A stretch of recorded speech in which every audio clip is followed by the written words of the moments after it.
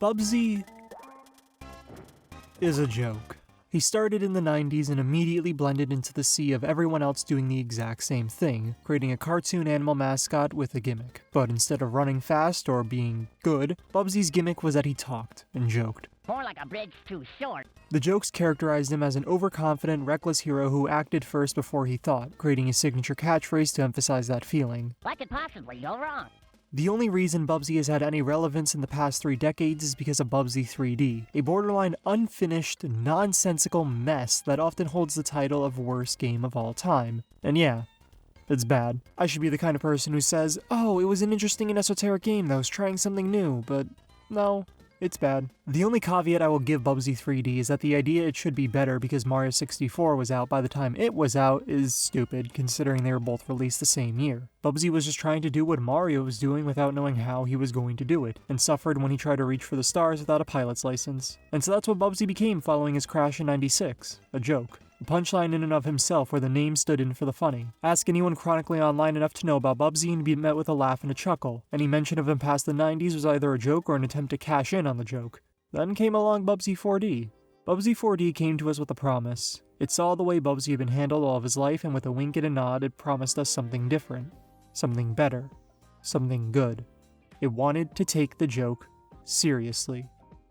Bubsy 4D has been brought to us by Atari. An important thing to note is that this Atari and this Atari are nothing alike, and is the result of decades of legal splits, mergers, acquisitions, and blood sacrifices. This Atari has become mainly a re-release and revival station for games older than anyone here, with the Atari 50 collections being the biggest standout. An absolutely perfect collection of games that have no right being displayed at 1080p, but they have also been taking once dead franchises and reviving them with a modern coat of paint. Games such as Yar's Revenge, Missile Command, Tetris, and the topic for today, Bubsy. This Bubsy revival is helmed by Fabraz Games, an indie company that has been around for a while but which I first heard about through Demon Turf, an absolutely incredible 3D platformer that stood out for its more open design to platforming, turning the moves your character has into a conversation tree. There's no wrong way to get across a gap in Fabraz's platformers, only 1,000 right ways. Because of their success with Demon Turf and with how promising Demon Tides was looking when they came to Atari with the pitch, I would have been shocked to hear that Atari said no to them. And with their forces combined, Bubsy 4D came out. That's about all I can say about it. It exists now. Yay for it. The story of Bubsy 4D follows Bubsy, his nephew and niece Terry and Terry, the scientist Virgil, and his assistant Oblivia. And, you know what, cut the crap. You want me to sit here and recount the story to Bubsy 4D? They go to a world, beat a sheep enemy, they come back, a badder one says to beat them. They come back, a badder one says to beat them. They do, roll credits. Bubsy 4D is as simple as a 3D platformer can be. It's get to the end, beat the bad, go home. Or at least it would be if they would just stop being so mean to Bubsy. This is why I wanted to talk about the game, because every single thing in this game is heart-sworn dedicated to being mean to Bubsy the Bobcat. Bubsy, the mascot who never asked to be turned into a joke, a pure victim of design failures and imitation, making something so bad he couldn't help turn out this way. What did Bubsy do to deserve this kind of extortion, abuse, and neglect? This is all presented with the 3 main NPCs you can talk to in Bubsy 4D, all of whom betray a different aspect of Bubsy's history and the pain he has gone through that brought him to this point. Starting with the twins Terry and Terry. They debuted in the Bubsy TV pilot before making it into Bubsy 2, and are the result of someone going, "Have you seen DuckTales? We gotta do DuckTales."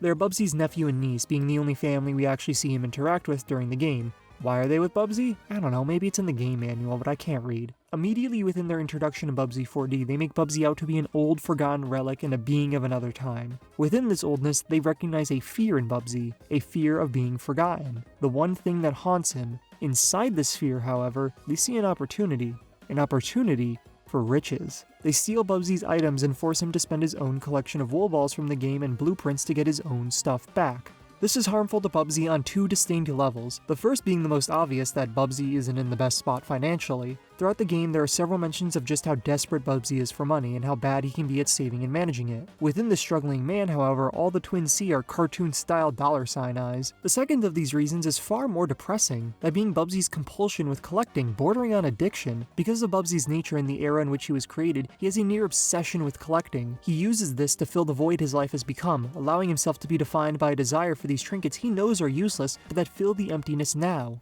Yes, collect everything! It fills that endless void within me! Again, in this desperation, the twins exploit him, knowing that Bubsy was going to go collect these items anyways. The twins are able to justify themselves by knowing that there will always be a return on their investment in Bubsy. Some of you might be pointing and saying that I'm ignoring the moments where the twins cheer on Bubsy and attempt to get him to continue his journey, something that he is very opposed to. However, I want to mention that the twins' profits grow the longer Bubsy's quest goes. They stand to benefit from each world and each level, growing until they no longer want Bubsy. He's just another way to see money and profit. In this way, the twins represent the publishers that have handled Bubsy throughout the years, the ones that have pushed out Bubsy 2 without the original creator's involvement, the ones who got Bubsy the Woolly Stripe back onto Steam as an attempt to cash in on the meme. The publishers look at Bubsy and see a joke, a desperate creature not fit for this time but that still claws his way back with ironic relevance. And in this, money begins to flow. Arguably, this is the same approach Atari is making with this very game, exploiting Bubsy's nature and the perception as a joke to generate more profit. Banking on you going, wow, there's a new Bubsy game? Must be bad. To Atari, they're just doing what no one else is willing to do, allowing Bubsy's perception to dip while the character dilutes himself in his obsession, lining their pockets in the process. When I spend the wool balls, Bubsy earned more than anyone else on useless clothing. It sickens me to see a hardworking, struggling man be exploited so obviously. Just like the twins, Atari and every other publisher that has had or will have Bubsy is just waiting, sitting by the sides, knowing that at one point or another, someone is going to spend, and Bubsy will make a return on the relevance he never asked for. The second of these is Oblivia, Virgil's assistant. Oblivia also comes from the Bubsy TV show pilot, where she was supposed to be the one-way love interest for the Bobcat. Think Amy Rose for Sonic. Similar to how she acts in the pilot, in-game she is defined by one thing: she can never get Bubsy's name right. Throughout the whole game, she will acknowledge Bubsy's past adventures, his most infamous catchphrases, and even the fact that the mission is dangerous. But no matter what, she will never get Bubsy's name right. And this neglect goes further into Bubsy as a person. She will often cut him off and ignore what he has to say. She doesn't even care about all the danger she is putting Bubsy in, speaking under her breath about how stupid he is. All she cares about, and all she knows, is the shape of Bubsy, an annoying mascot who says the same lame catchphrases over and over again, ignoring how he has changed and what he wants to say now. Oblivia is representative of the internet and its approach to Bubsy. Everyone who saw the way Bubsy was treated by the internet stuck with it as the only approach to viewing his character. How many people who say Pilot's License What For is a joke have actually played Bubsy 3D? That was also a lie. Bubsy 3D isn't where he said that, it was Bubsy the Woolly Strike Back. Just like how the internet never wants to acknowledge the actual worth of the Bubsy games, Oblivia never wants to acknowledge the worth of Bubsy, giving him that simple pleasure of saying his name. All she cares about is that the joke has a punchline. If she knew who Bubsy was and actually took the time to sit down and speak with him, she would be faced with the reality of her actions, and the joke wouldn't be funny anymore. Then we get to Virgil reality. Virgil, god dang reality. Virgil is similar to the twins in that he also appeared in the TV show pilot before migrating into Bubsy 2 as an actual character. Virgil in Bubsy 4D is awful. He's an awful man who tortures Bubsy every chance he gets. He will belittle and insult Bubsy, threatening to spray him with water at some points for seemingly no reason at all. But still, he needs Bubsy. He needs someone to further his research. He needs someone who he can forever experiment on, making clones of Bubsy, using him as some tracking data point he can stalk. All he cares about with Bubsy is progress, making him better, making him less Bubsy. When he sees the Bobcat, all he thinks about is potential, turning him into someone he's not. Virgil doesn't like Bubsy, not in the slightest. Every chance he gets, he will criticize and downplay any achievement he's made in the game. All he is to Virgil is a means to an end, an outlet for his own ideas, ignoring Bubsy as a person, believing only in what he can make out of him. In this way, Virgil's representative of the developers, the people who see Bubsy as nothing more than an item for them to imbue their will into, a puppet made to dance to whatever tune is played, whether it be 2D, 3D, or 4D, and who historically have hated working on Bubsy. According to Michael Berlin, the creator of Bubsy, the developers of Bubsy 2 and Fractured and Furry Tales hated working on the game so much that it essentially killed the series. In a Bubsy-related interview with Doctorclu, Michael said, quote, "You should have seen what this person did to the Bubsy doll. Stuck a pencil right through Bubsy's head. I thought, my god, why would you trust someone with a product when they hated the character so much? Bubsy is just the means to an end of getting a game out. Along with that, Bubsy has always been an experiment. Again, the creator of Bubsy, Michael Berlin, started as a text-based adventure developer for many years before seeing the success of Sonic and taking a chance on the mascot craze. Bubsy 3D was trying to make a new genre before anyone else had really defined it. Bubsy the Woolly Strike Back was an attempt to revive this franchise and see if it had any relevance in 2017. It didn't work, but it was an experiment. Even Bubsy 4D is an experiment, an attempt to get Bubsy taken seriously as a competent game. Atari could have given the IP to the cheapest bidder and allowed for a boring platformer, but no, they gave it to an indie studio that has proven they know what they are doing with the platforming genre and want this character to be taken seriously. And just like the developers, the game Bubsy 4D would not exist without Virgil. If he had not rushed into Bubsy's house and started the story, the game wouldn't have happened. For the game to exist, it needs the developers just as much as the story needs Virgil. Now, something to note is that no, I'm not saying the developers are evil, awful people who hate Bubsy, nor am I saying that everyone who works at Atari is an evil, greedy businessman. Oh, it's hard not to. Nor am I saying that everyone who passively knows about Bubsy has evil intentions. What I am saying is that these characters are presented with these parallels to Bubsy's real-life history while acting in the game as these mean-spirited and rude characters. And that's where the real question comes into play. Why present these characters in such evil, cruel, and villainous ways? The actual villains aren't even that bad, they're just like, you're lame. Having those who are closest to Bubsy inside the game be representative of these figures closest to Bubsy as he exists outside of the game makes for an incredibly jarring adventure, made even more confusing by one thing in particular. Bubsy 4D is a phenomenal 3D platformer. I know it must be shocking to hear me talk about the gameplay of the game for once, but I actually enjoy playing games as well, not just staring at dialogue boxes and cutscenes. Bubsy 4D follows in the same style of platformers as Febrez's other games, having levels more focused on player expression than just getting to the end. Bubsy is equipped with a simple moveset all things considered. You can jump, glide, pounce, do a little Yoshi kick kinda hover thing, and roll into a ball. This may seem like a limited moveset on the surface, but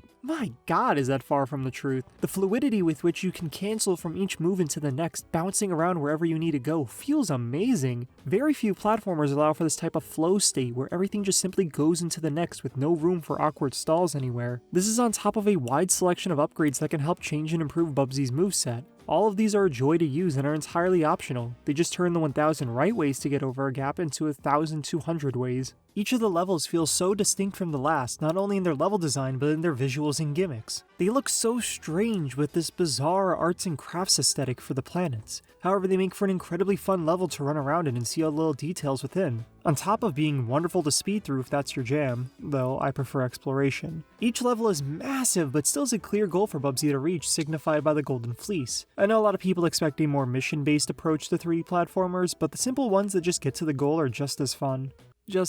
You know, I wish there were more than like 15 levels. Like, come on, the game's like 3 hours long. That's just too short. It just kind of ends out of nowhere. Anyways, and this is all helped by an amazing soundtrack by Fat Bard. I believe they used what is known as an instrument to play notes? Though I'm not too sure on that, I'll have to get back to you on that. But oh my god, do you know how hard it was to stop and take notes when I was getting down every second I stopped in the game? The main ship theme is the obvious standout, being this beautifully clean guitar thrown on top of some wonderful sounding synths that give the song this 80s throwback feel. Mix that with the horns popping in to really heighten the whole song, and god, this is a good one. I want to do a quick shout through of some of my favorite songs, but I wrote down 20 in the process, so just go listen to it on your own, please. But this is why I was so confused and conflicted throughout the whole game. While playing as Bubsy, I get to run through these wonderful, amazing levels with fun movement and gorgeous soundtrack.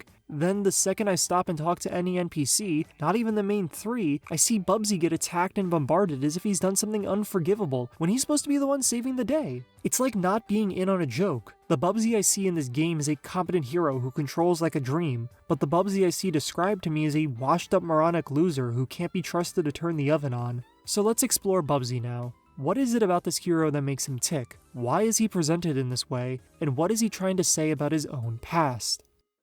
Bubsy in Bubsy 4D is one of the strangest characters I've ever seen. While the original games portrayed him as an overconfident, hyper-attitude hero whose signature catchphrase was to throw caution into the wind and think about the consequences later, What could possibly go wrong? every single positive part about Bubsy's character in 4D has been altered or changed. Now Bubsy is an actor past their prime, a celebrity holding on to some false idea of making it big despite the star burning out years ago. His main desire throughout the whole game is attention and relevancy. This is where his fear of being old comes from, being so blinded by his past adventures he can't see what his life has become and how things have changed. However, there's a strange aspect of Bubsy's character that is made most apparent throughout the story, that being his cowardice. Being the exact opposite of his attitude in those original games, Bubsy's refusal to go on the journey his friends and the Woolies have presented himself with feels off. This adventure is exactly what he wanted to become relevant, yet he continually rejects it. This isn't cowardice in the normal sense, but is rather a lack of self-confidence and respect on Bubsy's part.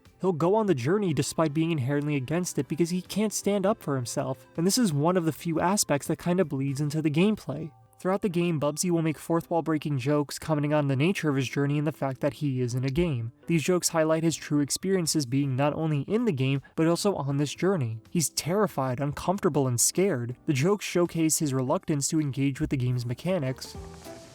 Now if I die, I respawn right back here.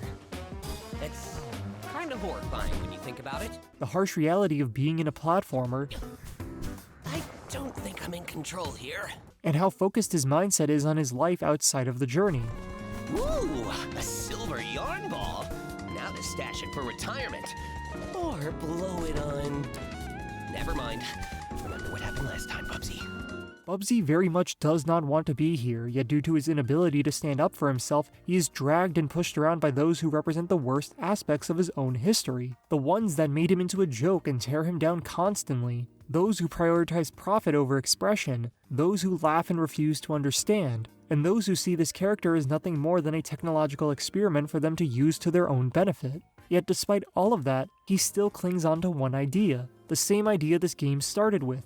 The idea of being taken seriously. The game, however, presents this idea as being directly opposed to who Bubsy is, which is where the real conflict in understanding him comes into play. It argues that at the core of Bubsy, his friends, exists an idea that he isn't to be taken seriously, that Bubsy as a character cannot exist without being seen as a joke. And that's who Bubsy is in his own history. He is representative of Bubsy, not as a game, but as an idea, a concept, a being that cannot be seen as anything other than a joke. There's a Bubsy game I failed to mention throughout this entire essay, that being Bubsy visits the James Turrell retrospective. The game follows Bubsy visiting the James Turrell retrospective. Wow, I think that was the fastest I've ever done a plot summary. Within the game, you are exposed to several installations made by James Turrell, present at the Los Angeles County Museum of Art. James Turrell is an artist who uses light and the way it bends and changes to create art installations. Now, I'm not an art critic, I can barely spell spaghetti, let alone tell you what this is supposed to make me feel, but I can tell you what my playthrough of his exhibits through Bubsy made me feel, or more accurately, what it made me think. Is Bubsy stuck being a joke? There's a section of the game after viewing another installation where Bubsy will recite a quote by James. The quote goes as follows, quote, "If you use the medium of light to tell a story, you're using the power of a story, not the power of light," unquote. I see this quote in a rather positive light. To me, this reads that every medium can tell a great story, so we needn't limit ourselves to just believing that it is something exclusive to the ones we have come to expect and understand the clearest. You could argue that this game is harnessing that power to tell a story about a joke, a story about why you should feel justified in believing that this bobcat to be nothing more than a silly idea for people to make fun of. And you would be totally right in that assessment, however I feel there's something that will always stand in the way of that idea. The gameplay. No matter what way you look at it, the incompetence of Bubsy is never reflected in any way in the gameplay. He always plays perfectly and cleanly. Even his anxieties and fears of being in a game are never brought into the actual gameplay. You'll never be denied entry into a pipe because Bubsy's claustrophobic. He'll never stop halfway through a level to ponder the meaning of respawning. Mainly because it would be really boring, but also because that isn't who Bubsy is in the gameplay. These are thoughts that are exclusive to Bubsy in the story, creating a clear divide between these two Bubsys. Great, I've gone and overcomplicated things. Alright, so who is which Bubsy? Bubsy in the story is the one we've been talking about for the past bit, the one who is afraid of his own shadow and wants to be Mario again in some way. The Bubsy in the gameplay is a competent hero who plays like a dream and is confident in his own combat and platforming capabilities. These two Bubsys are at the heart of the game's conflict. Bubsy in the game half wants to be taken seriously as a platformer and therefore plays well as a game, but the story argues that even if he does want to be taken seriously, he cannot because being a joke is baked into his core, that being the friends he surrounds himself with. The gameplay, however, argues that Bubsy had just as much potential as any other platformer, and that the game is good to contrast the story's own argument that Bubsy must be taken as a joke. Now this would be where someone else would say that it's all up to interpretation which one is right in this case. However, you're not with someone else. You're with no was. Of course there's more. I believe there's a greater plan at play here with the game's narrative. There's one aspect of these two Bubsies I have failed to mention, and that's our perception of Bubsy going into these games. Players familiar with him expect the story side. They expect a joke, a concept that has been played out for years and will exist until it dies and then respawns by whoever's hands Terry and Terry represent in the moment. The game itself even plays into this understanding of Bubsy in several parts. The trailer announcing the game made reference to his previous failed games, and the game itself features tank controls as an option, having Bubsy lament you for turning them on. Did you seriously just turn on tank controls? Why? And features tons of quips and references to his own past, or more accurately, his failures and perceptions in the past. The game wants and expects you to think that this is the Bubsy you know, the same one his friends treat him as. It believes that the player will approach Bubsy 4D with a Ludo-Fundamentalist mindset. Ludo-Fundamentalism is a way of focusing on the gameplay aspects first as a form of criticism. The definition that I will use is from Stefan Beiren's blog, Why I Said Ludo-Fundamentalism and Not Something Else. As Stefan defines it, quote, Ludo-Fundamentalism on the other hand connotes to me an ideological current that inflates the importance of the ludic parts at the cost of the non-ludic parts. It speaks of values recited into customs as designs. It is perceptive of the medium through the ideas it proposes. It advances rhetoric that diminishes the role of non-ludic parts in the composition of a video game. Unquote. This is the idea that a good story doesn't matter if the gameplay is poor. Think about the way people use walking sim as a negative. It is an attempt to downplay the other aspects of a game. Its story, the visuals, music, voice acting, whatever, because the gameplay is bad to whatever subjective definition you use. This is how Bubsy has been viewed, especially following Bubsy 3D. Would our perception of the jokes he makes in those games and the bizarre world design be different if Bubsy controlled well? If the levels had better design and didn't feel like fun shapes the level? Either way, the actual playing of these levels certainly didn't help getting people to respond positively to the non-ludic aspects of Bubsy 3D. A focus on the gameplay over any other aspect of Bubsy 4D is how most players are going to approach the game. Myself included, we expect the joke of Bubsy in the gameplay, not in the story. So while the player is taking this Ludo-Fundamentalist approach, the game itself is taking the exact opposite approach. It is attempting to get the player to laugh and joke at the gameplay by doing just that in the story, acting as though the story side deserves the jokes and ridicule that the real-world version of Bubsy has received due to the gameplay. After all, that is who Bubsy is, right? But it cannot get you to see it in that way, because unlike those other Bubsy games, this one is actually good. It wants you to question everything about the story side of Bubsy. Why is Bubsy a joke? Why is he presented in this way? Is it really at the core of Bubsy to not be taken seriously? It is not just about being a good game, it's about understanding why Bubsy is seen the way he is, and how we, the players, can treat and view him differently. And how does the game want me to treat him? Well, like Oblivia, the stand-in for the player's perception of Bubsy. By the end of the game, Oblivia is the only one of the three that retracts their main way of disregarding Bubsy, that being she actually says his name and embraces who he is to some extent. Bubsy 4D is getting you to ignore the past, ignore what those who make up the negative aspects of Bubsy have to say, and focus on the good. If Bubsy can play well and be a good platformer, then maybe there is more to him than some silly, outdated, old, smelly, underselling, annoying mascot.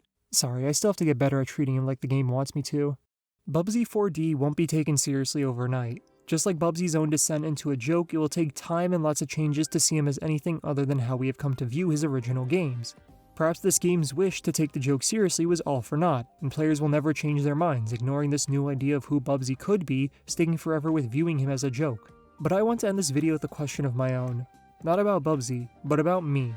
Was this video a joke? By the time I finish editing and posting this video, I will be older than when these words are being put onto a doc, and I will be younger than when they are going to be listened to. Was my discussion all an attempt to provide a joking, pretentious over-examination of Bubsy 4D, a game where he plays an orange bobcat defeating evil space sheep? To some of you, it will be. Some of you will agree with me, others will be on the fence, and there will be those who flat out reject what I have provided today, either believing there is something else to this game or nothing at all. Either way, I hope you got something out of this discussion, and know what the world looks like when you take the joke seriously.